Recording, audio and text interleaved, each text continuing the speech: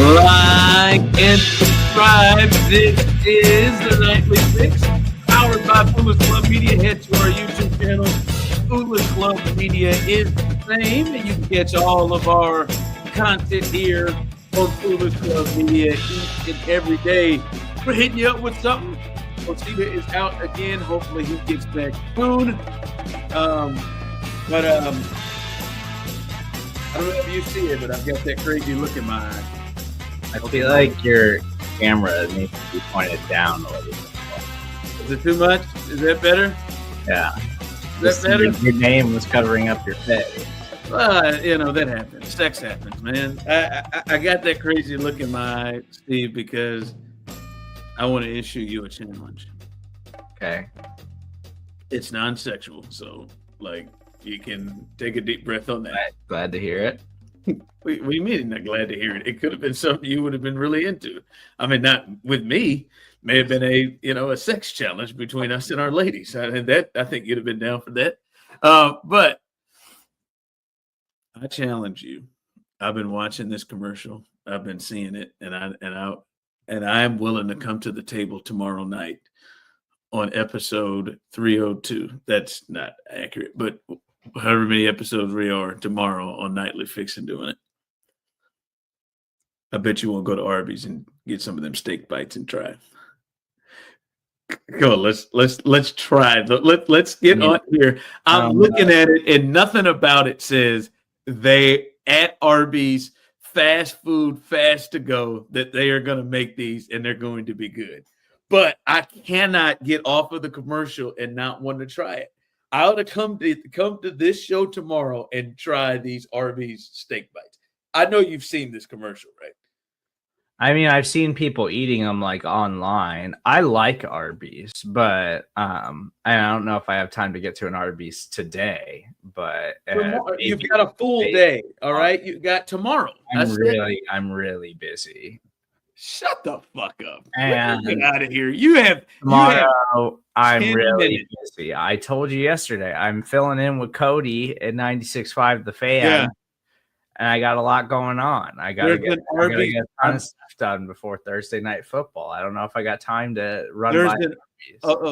Unfortunate for you, I know where you're going to be doing the show. There's an Arby's right there. Trust, I hit it. One close to the radio station. So there is. Grab some steak bites. We get on here tomorrow, and we try them.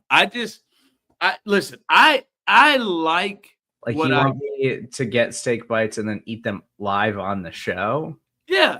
We'll eat them together live. Yeah, but the show's only from 10 to 2. And then once I get back to the house, there's no Arby's close to my house. No, get off of work at 2, go to the Arby's there by the station, pick up some bites, and we'll do it tomorrow night at 10. And then save them for later and reheat them? Yeah, get you an air fryer or something. Listen, it's not a perfect thing. I have an air fryer, but that still doesn't sound like the best way to eat the steak bite. It's okay. Yes, we will obviously do a penalty of understanding that they are a little old. All right, but I'd rather just get a beef and cheddar. Like I know what I like from Arby's. You know what, Steve? Fuck you. All right. I mean, I don't know why you're being so damn difficult. This is not a deal of what you'd rather get a beef and cheddar. I love a beef and cheddar. Get it. I just want to test the steak bites. We are in different cities. This is the best way that we could come together and do it. Now, I have solved all of your problems. I don't have a lot to do. I'm busy. There's no Arby's near me. No, Jack, there is one. There's an Arby's less than 3 minutes away from you at that station when you get off at 2 o'clock. You can go over there. Trust me, nobody's in that line. You can go over there and get you the steak bites. You already effed up and let me know that you got an air fryer, so you don't just have to use a microwave. You can do the best way possible to have them closest to ready. Hit that air fryer. Bam. Let's try them. Let's try them. Listen, I'm with you. I think I have a hot take about Arby's. I do. I love the beef and cheddar. Give me a double beef and cheddar. Give me the curly fries. I love Arby's honey mustard with the curly fries. It is spectacular. It's beautiful tasting. But you know how I feel about them. They don't know who they are. This is the latest of it. Let's make steak bites. I don't know that I've ever seen that. I thought it was going to be like steak fingers when I heard it being said, but I saw the commercial and they really rolled those chunks of steak bites. I said, what in the hell? They're serious about these steak bites. I wonder, what are they, medium rare? What are they, they're medium? What are They they? gotta just be, there's no way they're rare. They gotta just That's what I'm saying. That's my thing is there's no way that, they're not out there. They're not like Chipotle back there. They got somebody back there cooking those chunks up and cutting them up. They got to be in some way prepackaged. And I'm like, for me in my mind, as somebody who loves a good steak, someone who loves to smoke a good steak, shout out to my Traeger. I love to smoke a steak, get that thing on there and get that thing just right, medium rare.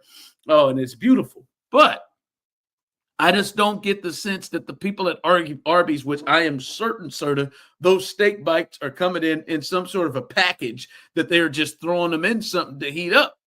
I don't know how this could be good. It's $14 for a 9-piece steak nugget meal. You fucking kidding me? How much are they by themselves? It's $14. Yes, I just checked because I didn't know how much it cost. And what's the nuggets alone? Get it in a 5-piece or a 9-piece. Yeah, let's grab the 5. Let's grab the 5. So the 5-piece is $5.29 just for the steak bites. That's doable. And the again, 9-piece is $9.29. Then you add the curly fries and a drink. It's $14. See, I'm looking at it, and the way they have it, they got a little sauce to go with it. These are all bad sides. Sandwich too. I'd almost rather have that. They have the sandwich. Oh, I did not know that. I used to have like it was like a shaved steak sandwich that I would get sometimes. That was good. Listen, man, or it was like a prime rib or something. You ain't lying. They are really whipping this thing out. They got a 5-piece. They got a 5-piece nugget meal. They got a 9-piece. They got a 9-piece nugget meal. As you said, they got a steak nugget sandwich. They got a steak nugget bowl they make. What comes in the steak nugget bowl? We got macaroni and cheese and onion rings with the steak nugget, it looks like. They are wearing that sucker out. I don't usually stray very far from just the beef and cheddar. Like I like the big beef and cheddar meal, curly fries, Coke. I'm good. They piss me off because they stray so far away from what they are. I mean, they come up with, they have gyros, they have ribs, they have chicken wings, they have chicken tenders. They have an Italian beef sandwich. They have an Italian sub sandwich. They have a turkey sandwich. They have Chex Mix. They have pork. They got burgers. They did the whole Good Burger thing. They have so much shit on that menu. I don't know what they are. They are beef and cheddar. Just stick with the beef and cheddar. Their menu is so insane. It is ridiculous. And they're just, I'm like, dude, just pick something. Who are you? You were the roast beef king. And now Lion's Choice has come around. And now, I'm looking at this, Serda. They've got steak nuggets, beef and cheddar. What is this? What is this here for a limited time only? The deep fried turkey gobbler sandwich they've got on the menu. They've got burgers. Here comes another Arby's classic. Burgers at Arby's now? Yes. They have a ham and Swiss. They got a smokehouse brisket sandwich.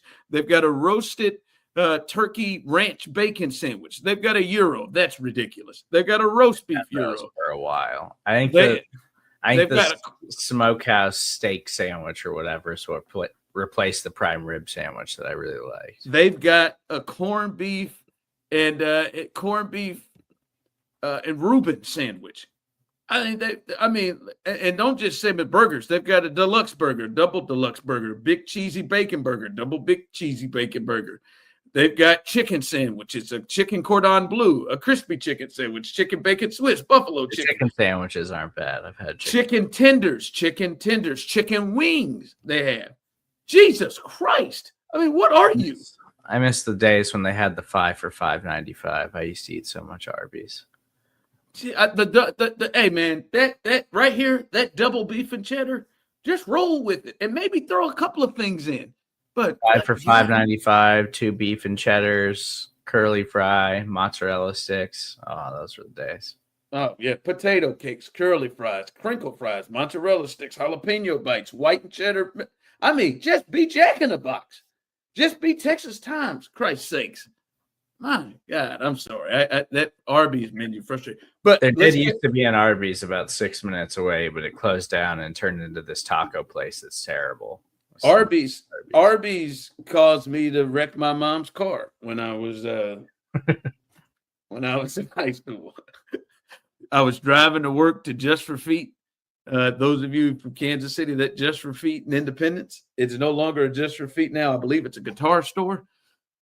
That Just for Feet, baby. But I said, no, Jack, I want to hit this Arby's on 40 Highway instead of going on I-70. So I hit that Arby's on 40 Highway, and it made me have to go down 40 Highway to get to Just for Feet.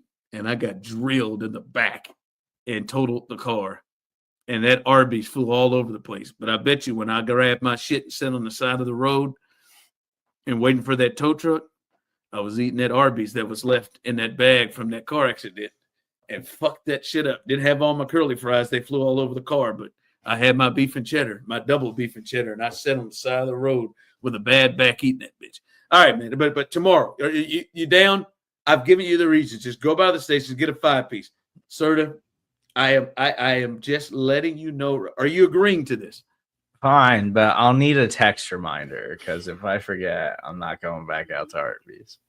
Serda, there is not a close one. The nearest Arby's is 20 minutes away. Like, but again, stop. There's not an Arby's close to my house. Stop saying that. You're going to the station. There's an Arby's right by the station. And Serda, I'm telling you this.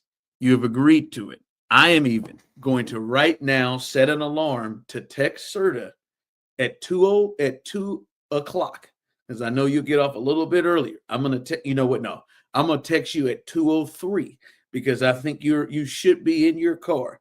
I'm going to text you at 2:03, even though at this time, Serda, I'm actually going to be on the air doing my job, but that's all right because I want you to work. I want this to work, and I want to try this and test this.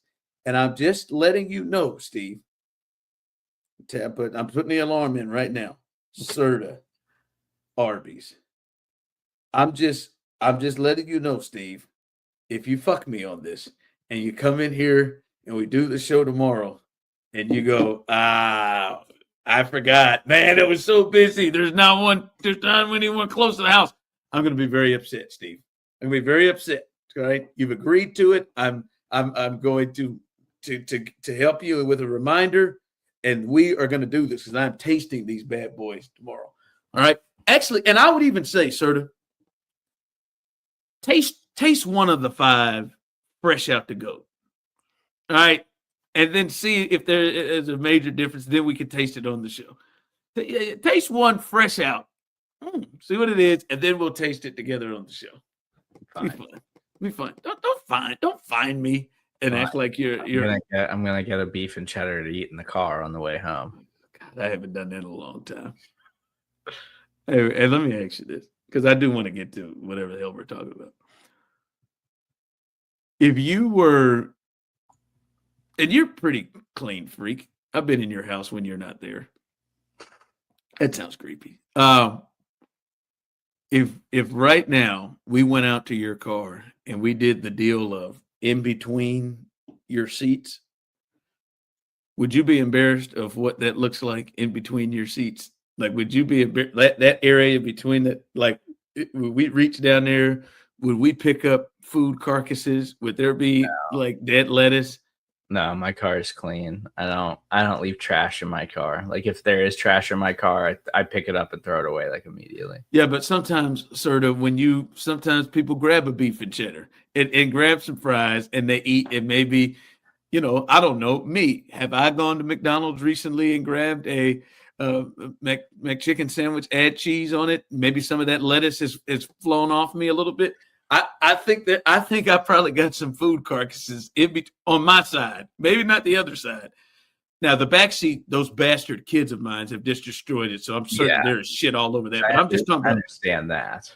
I'm talking about right there. Oh, I am certain I've got some fry and lettuce carcasses. My car could probably use like a detail. Like it certainly needs to be vacuumed out. But I don't like usually if I do that, like I will get up and pick it up and like throw it out of the car. But some of that you can't get to, Steve. And some of that you don't know. So maybe there's a fry tucked under the seat that I don't know about. I was gonna say, are you a car eater? Are you a car eater? No, I do it all the time, and Erin gets mad at me because I like eating in the car. She gets mad at you. Well, because she, like if we go grab something or whatever, she's always like, just wait until we get home to like sit down and eat. But I am a habitual order an extra thing to eat it in the car person. Oh, you do that. All right, so hold on. Give me an example. All right, so if you were to go to Arby's. All right. What were your drive order be? 4-piece mozzarella stick and eating it in the car, 100%. So you're getting the beef and cheddar, the meal, and then you're adding the mozzarella stick to go? Oh yeah, for sure. And are you also negotiating sauce? I will dip it and eat it while I'm driving. So you're also, I was gonna say, are you negotiating that marinara sauce? Yeah. You just prop it up in the thing, and then you grab the stick and. I have never been more proud of you in my life. Or maybe not proud, but related. I just thought this was the other day. I thought this was fat people things. I thought this was fat people things that I do. I'm not kidding you. There is going to be, if I am going to McDonald's, there is going to be an additional McChicken sandwich added to that so I can ride and eat. And I don't need it. And it's a damn shame, but that is happening. I thought that was just something that big folks did, but you do it too. Wow. The other day, I just was busy all day and hadn't eaten anything, and I was like absolutely starving. So I was like, I got to get food. And so I just stopped at Chipotle, like I was running errands. Well, this is hard to get a burrito. And was so hungry that I was like, I'm going to just have a couple of bites in the car. And so I was driving and taking bites of a Chipotle burrito and got like a good 3 bites in, then wrapped it back up and put it in the bag. Yeah, but that's less fat, right? That's less fat. Like for me, if I'd have done that, I'm going to go get the burrito and then I'm adding chips and salsa or chips and queso with it. And I'm going to ride around. I got the chip bag in the passenger seat, and I'm reaching, and I am with the queso, bam, with the queso. That is a good quit. That is a good thing. I want to do something with that. What is your going to fast food restaurants?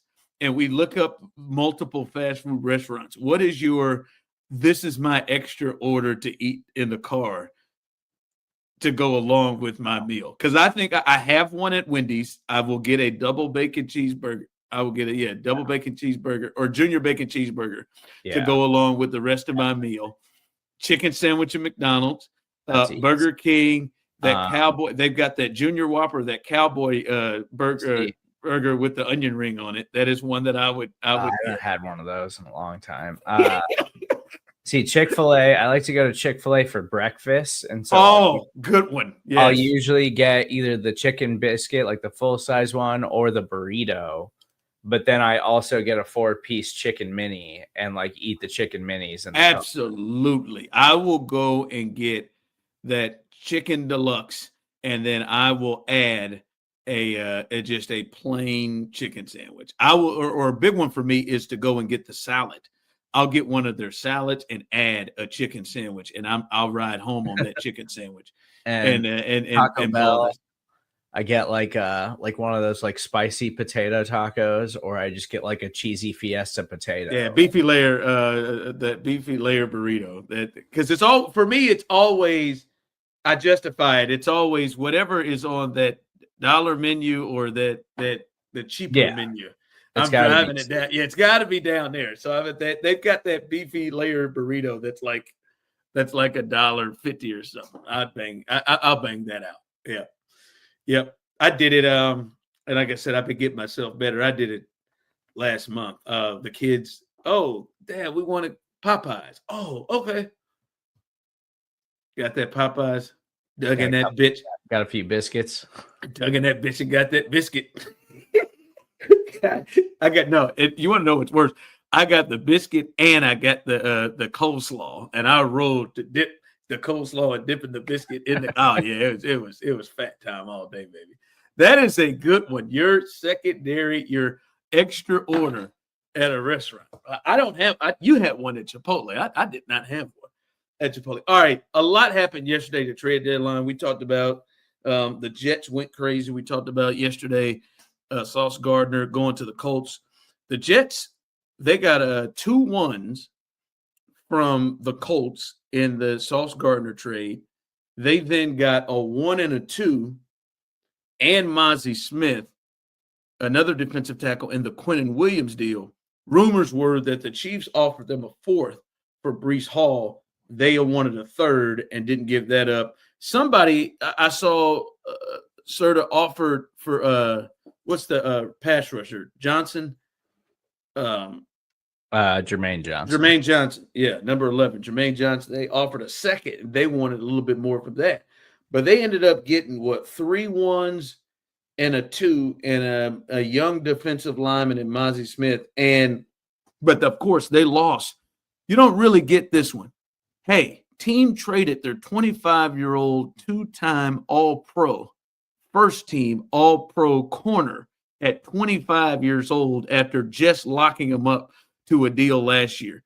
Quinnen Williams, your 3-time Pro Bowl defensive tackle. Quinnen Williams has got to be around that age, right? He's young too, isn't he? Let me. How old is Quinnen? Oh, Quinnen Williams. He can't be. He's got to be around the same age as 27. All right. You don't generally trade your 27-year-old 3-time Pro Bowl defensive tackle. Like, those are 2 of the most difficult positions to find elite players in, and they had them, and they traded them and got a lot of assets. I'm going to throw this to you because I have some thoughts. Did the Jets have a good day yesterday? Yeah, I mean, I think they did generally because obviously they're just one of the worst teams in football, and Aaron Glenn and their general manager are going to get a little bit of grace here because they inherited that awful team. Oh, they should. Yeah. And so, like, I don't think Aaron Glenn's been a good head coach this season. But, you know, they can but in a first year, I think every coach should get that to say, like, okay, well, we need to bring in our guys and we need to do our thing in a new general manager. And so I think that's fine. And I think stacking draft picks, like the 2026 draft is pretty predominantly viewed by draft experts as like a down draft class, but the 2027 draft class, which I think them getting they got 2 in that. The picks in the 2027 class, like that's pretty everybody pretty much widely agrees that that's like a stacked, like loaded talent wise draft class. And so I think that's all smart. It's just a matter of, okay, well, you're fully committing to this thing's going to be bad for at least 3 seasons. And the Lions did this with Dan Campbell, and obviously it has worked out because they hit on those picks and they built a team that is loaded with young talent, and they're still in the middle of this run. And Dan Campbell looks like he is obviously like a really good coach. So even they lose Ben Johnson and Aaron Glenn, and like they're still one of the better teams in the NFL this season. I still think they're heavily in the mix in the NFC. But and they kind of did this right. They traded T.J. Hawkinson, who was one of their better players and was young. They made some moves just to get more picks. Obviously, and then and like the Stafford for Goff move, like they did all of that to rebuild, and they did it, and they rebuilt in really impressive fashion to the point where.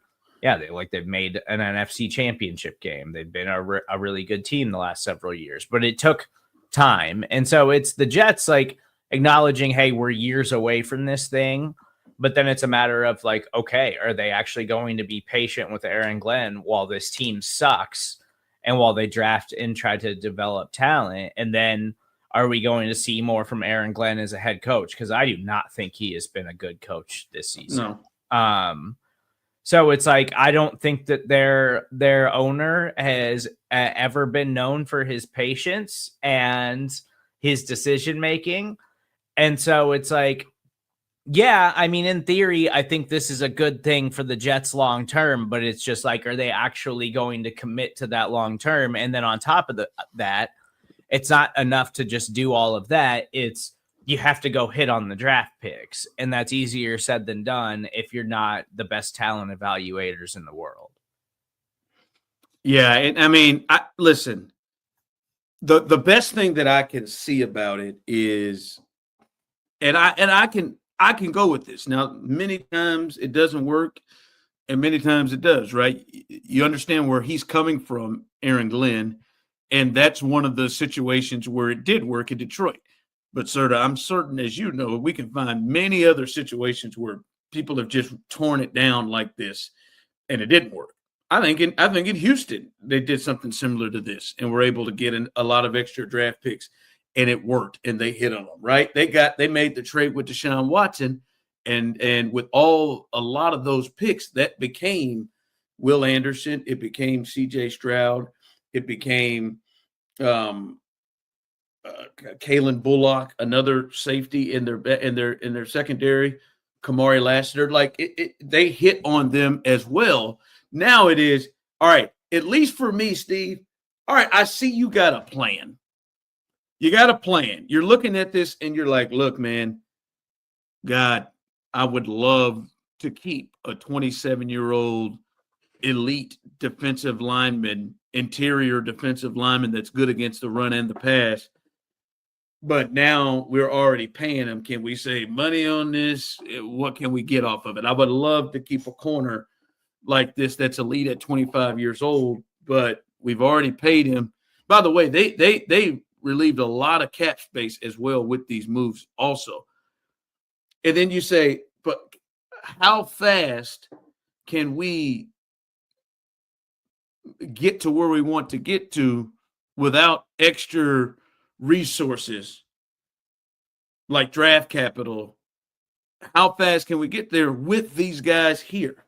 And they just said, let's just tear it down and start it all the way over. And now we're going to get the best opportunity for us to get the quarterback, get other pieces and cheaper pieces right now, and potentially have money to spend if we are able to hit like we hope we could hit. And I think it is a good thing that we're starting to see in the NFL. There are a lot of different ways to be able to find your quarterback, right?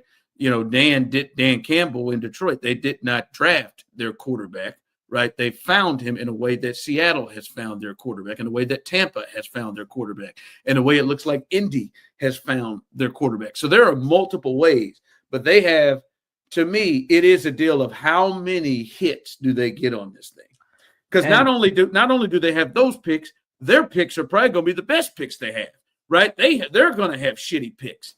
Right, they're going to have a top 3 pick this year, maybe number 1. Who knows?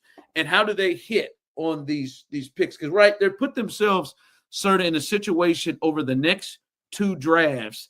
They've got 2, 3, 5 first-round draft picks and 3 or 4 seconds. Like that is something where you put yourself in a situation where, all right, we can rebuild at important positions with young talent if we just hit, 60% of those picks. Yeah. It's just tough because, like, if you're a Jets fan, it's like they basically did this a few years ago when they got Sauce Gardner and Jermaine Johnson and Will McDonald. Like, so it's just like back to back, but it's because, again, it's front office decision making, owner decision making, and them just wasting all of that time with Aaron Rodgers when they legitimately had like a top 5 defense in the NFL for a few years there. So it's like, if they could have gotten like any kind of serviceable quarterback play and not wasted all that time with Rodgers, and bringing in like guys that he wanted them to sign and letting him like make decisions for the front office, basically, like, they might be in a better spot than they are right now. But it's all just a matter of, like, you can't just run it back like with what they've been doing, like the Justin Fields thing, because now it's no, that's done. Like So, you like, know what you get. well, and like I feel bad for Justin Fields because I feel like Justin Fields, like he's got issues as a quarterback, but I still think that like he's talented enough. Like Steve, in the Steve, like we gotta stop. He's not a good it's starting quarterback. He's just. I mean, no, but I'm not gonna. I think he's been in awful situations his entire career. Fair. And like, I don't think that Justin Fields is ever going to turn into what Sam Darnold has become, or Baker Mayfield, or even like Daniel Jones necessarily.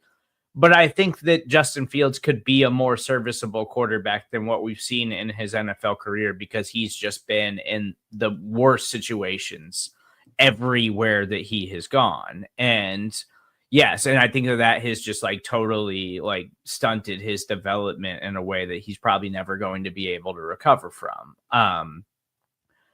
But like I feel bad for him now because he signs a 2-year deal with them and he's going to be stuck there just getting destroyed while they're all planning for the future. And Well, I mean, they have made like I like some of their line draft picks they've made the last couple of years that could help this. They've got, and they didn't let go of Johnson. They didn't let go of Breece Hall. I don't know why they didn't let go of Breece Hall. His contract is coming up. They still have Garrett Wilson. He's just another disgruntled player who probably isn't going to want to re-sign there. Probably just wants out. They just signed Garrett Wilson long term, so he should be fired up. But I mean, they got some pieces, and clearly we've seen like it's becoming a trend. These things can get turned around quickly, right? Like we watch. I think Jacksonville is probably getting turned around a little quick. The Texans definitely got turned around quick, and they were in a shit spot. The Giants feel like they're going to get turned around quick if they didn't have to get all these injuries. Washington got turned around really quick. I'm obviously, however they do it, they got to find the guy to replace Justin Fields. I hear you, man, and I think his situation has played a part in it. But I mean, he's just. I mean that Denver game, it was. I couldn't have been a Jets fan watching him play quarterback. He's just he just was awful.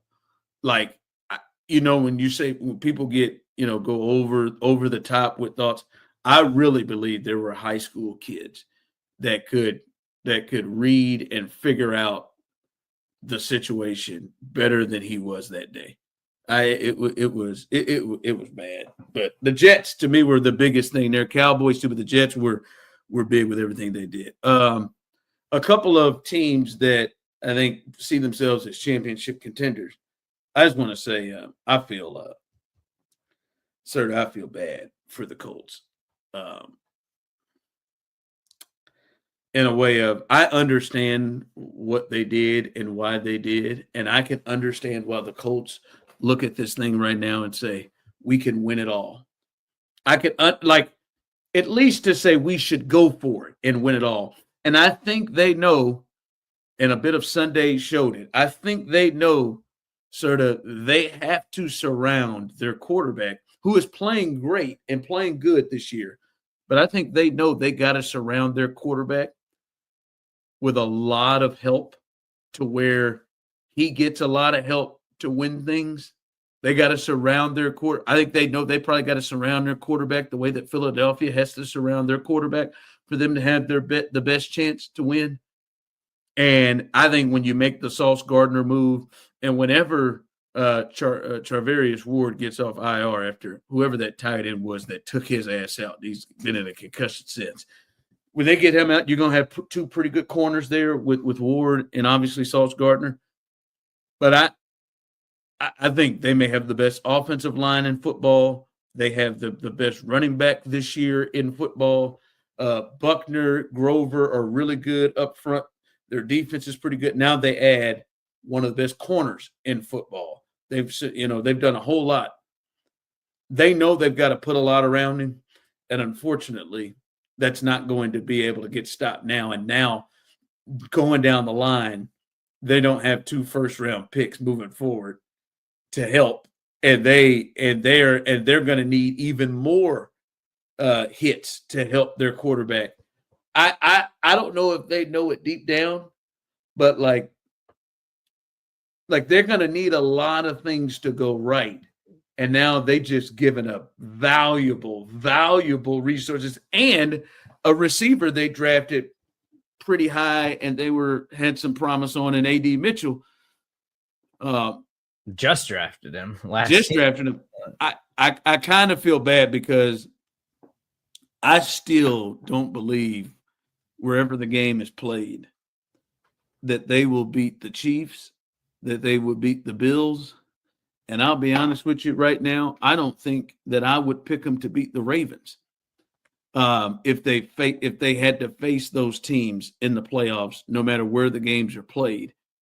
And after this year ends, they've crippled themselves from being able to add more talent to him to help him. So I understand exactly why they did it and where they got to a space where they're like, hey, we got to go for it. We're 7-2. We just watched what happened against Pittsburgh. We've got to beef up this team to get help, to help our quarterback as much, because we're not a team that can depend on our quarterback to drive us there consistently. He needs as much help. But, man, after this, like, it almost puts them in a position sort of where they got to do it right now. They got to do it this year. Yeah. Jonathan Taylor's going to get older. I think it's 100% because I think it's an interesting decision, and I think the Colts are a team that nobody really saw this coming from them. And I know didn't see it. Like they're coming off of a disappointing performance in their last game, but like they have been awesome this year, and Daniel Jones has been great. And I think that Shane Steichen and Chris Ballard are guys who, like, for whatever reason, Chris Ballard has been on like this long leash. And now with Jim Irsay passing and the team going over to his daughter, like, seems like she's got her head on her shoulders, like, and is in a really good place and really seems like. Is that because everybody saw her down there taking notes? No, but she's talked to the media and like talked about like her understanding of the game and how she tries to like understand like how to like make decisions like based off of like, I'm giving these people millions of dollars, and so like I want to understand the ins and the outs of stuff, and it's not just like a dick measuring thing like it is with some of these owners. Like she's actually trying to like understand the game of football and like put thought into the decisions that she makes and the people. More of an ovary measuring situation with her. Yeah. But I do think Ballard, for the most part, decent general manager. I think Shane Steichen is a good head coach who has just been handcuffed by bad quarterback play for the most part. And they've got a talented roster. And this does feel like we don't know if we're ever going to have a better chance in this season. So we're just pushing all in. And so then it's like, yeah, I mean, you're essentially committing to the fact that I think they signed Daniel Jones to a 1-year deal, right? And so they're going to have to re-sign him. Yeah. They're obviously committed to that. They're obviously going to move on from Anthony Richardson because that hasn't worked out. And they've got to keep putting pieces around him without that high-end draft capital. But they do have guys in place. Like that offensive line is talented, and they've got the contracts paid for the most part that they need to have paid. Yeah, Warren is really good. The tight end, the first year tight end is like they're just going to have to figure out what they want to do with Daniel Jones and then go from there. But it does seem like they're at the very least set up to be good for a while. And it's like, it's a commitment that like they're pushing all in, where it's like the Vikings last year refused to do that with Sam Darnold. And now Sam Darnold is playing even better this year with Seattle and is maybe even in a better situation in Seattle than he was last year. And now, JJ McCarthy had a good game last week, but it's still going to be like up and down growing pains with him, where it's like the Colts are just like, we don't even want to play that game going in next year. We're fully committed to Daniel Jones, and we're just going to see what happens this season. But Serda, like you brought up their roster, right? And Daniel Jones, right? Like he even with this year he's having, like we can see, he's not going to be a guy that you're like, he's going to fucking drive us to the Super Bowl, right? Like we're going to have a complementary team and a well-rounded team. And I would ask you, do you think that their roster is on the level of the Eagles? No. It's a good roster, right? And I don't even know that I think it's really dependent on Jonathan Taylor. And, I don't, yeah, and him being like dominant and creating plays. But but like when we talk about the Eagles roster, and they keep adding motherfuckers somehow. We talk about the Eagles roster. I mean, they have great players and have drafted great all over the place on both sides of the ball. And I think the Colts have a good roster, and I think this year's proven it. But I don't think it's to that level. And I think Jalen Hurts is even better than Daniel Jones, right? And I think they're going to have that type of roster. And after this year. And you said it's dependent on Jonathan Taylor, who turns 27 in January. After this year, they've now lost first-round picks the last 2 years for the next 2 years. They're going to have a harder route to be able to build that roster to where I think they would need it to match. And like we saw this past week, like I think that their offense is amazing, but it is really dependent on Jonathan Taylor, like ripping off these chunk gains and these explosive plays. And so like last week against the Steelers, which the Steelers have been a defense that has not been good this season. Like they have gotten torched by everybody. But what the Steelers did last week was we're just going to stack the box and we're fine with giving up passing yards because that's not something we're good at stopping anyways. But as long as we slow down Jonathan Taylor, we think that you're going to have a tough time beating us. And they hold Jonathan Taylor to one of his lowest rushing totals of the season at 45 yards. He doesn't find the end zone. And then it's like Alec Pierce has 115 yards. Michael Pittman has 115 yards. But they lose the game 27-20 because it is put solely in the hands of Daniel Jones, who has 342 yards and 3 interceptions because – the Colts don't want Daniel Jones to throw the ball. By the way, he add 2 fumbles to that as well. They don't like they want to live in this area where Daniel Jones is throwing like 30, 35 times a game tops, and Jonathan Taylor is getting 20 touches a game and creating explosive plays, and that's when their offense is at their best. And so we're going to see more teams just be like, all right, go beat us, Daniel, because Daniel Jones, he's always had a problem turning the football over. And so he's going to give you some of those plays every week if you force him into that. And so we're just going to see more teams try to do that. And it's when the Colts can do what they want to do offensively, they are one of the best offenses in football. But when teams try to dictate the game flow and say, okay, well, Jonathan Taylor's not going to beat us, we're going to see, I think we're going to learn a lot more about Daniel Jones and what he's done this season down the stretch here as more teams just say, we're not going to let that happen. Yeah. No, and I think they're going to have a problem. And they don't have any. Now, Tyler Warren may get to that, but none of their outside of Jonathan Taylor and Quentin Nelson, they don't have any elite parts over there, right? Like, AJ Brown can just go fucking take over a game and you just throw it up and he can just go make plays. They don't have that with the exception of Jonathan Taylor. All right. Venus Williams is making her start to her 33rd professional tennis season. Is that good or nah? I mean, probably not. I don't know. I feel like has she been down lately? I haven't been locked into the tennis world. I'm assuming she hasn't done a lot in a while. What is she doing here? 33 seasons of a pro. Like, I mean, Serena has retired. Years ago. Now, several years ago. I am certain. Like, yeah, it was a while ago. What are we doing here? That's just for the love of the game. Not shit. Get out of here. 33. Just stop. And again, I don't know the last time she's won a tournament. I'm gonna say it's been years. Let me see. When is the last time? The last time Venus Williams has won a tournament? I don't even care if a major. Just a tournament. Had to have I been like the last few years, I feel like. don't But I mean, think she so, certainly man. hasn't been Serena like prior to her retiring. She just one it's like it's not even coming up. Good God, man. When's the last come on, AI? Yeah, I need some help here. It's I bet it may be 10 years, Steve.